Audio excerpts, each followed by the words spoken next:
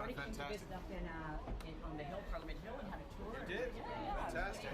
These are all we want everyone possible to support us, regardless of which party they supported in the past. The country's coming together. We can win. We are voting for change because we love this country and we want every single person to have the promise of Canada, that anyone who works hard can have a great life in a beautiful, affordable home on a safe street under our proud flag. That's the change we need. That's the hope we offer. Now let's vote to bring it home.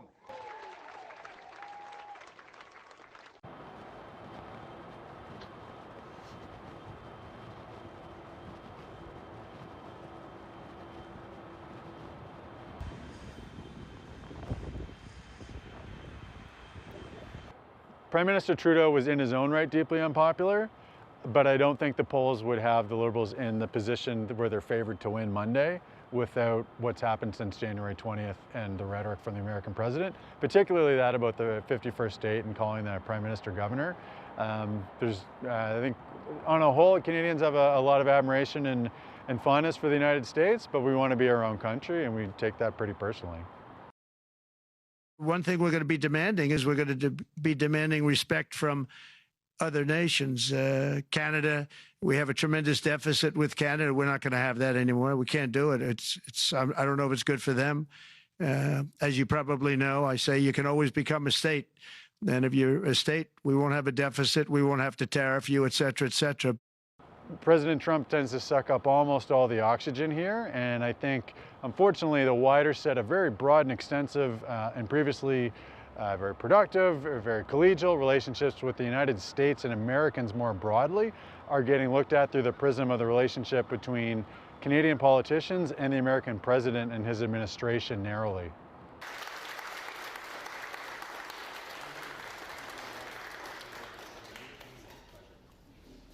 President Trump repeated his attacks on Canada. He said he doesn't want Canada, I'm quoting, to play any part in the American auto industry. So I'll be equally clear. This is Canada. We decide what happens here.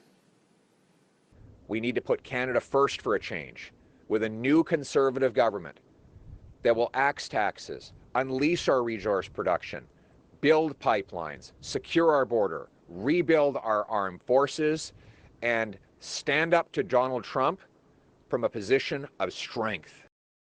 I think about half the electorate, based on the public polling, is looking to elect a prime minister that would be able to take on and be forceful with President Trump and to chart a new relationship with the United States.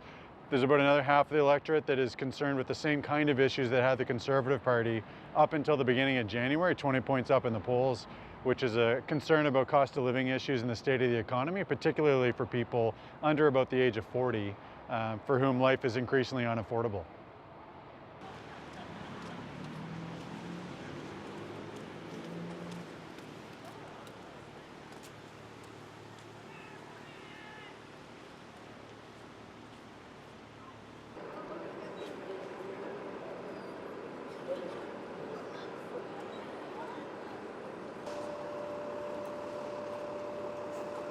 So there's definitely been an interest in strengthening ties with Europe.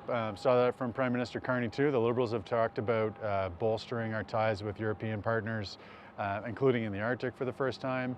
That all has basically nowhere else to go but up from this point because we don't have nearly as extensive ties as we probably should. Canada has had an extremely intertwined, interrelated set of relationships with the United States for basically the whole breadth and depth of our national security and defense relationships, operationally and an intelligence sharing point of view, and that ties into our procurement choices and our supply chains. The way that the American president's been talking since the 20th of January has really caused a lot of concern about whether or not we can rely on the United States to be the same kind of dependable, reliable defense and security ally that they have been for 80 years, basically. That's put a lot of that into question.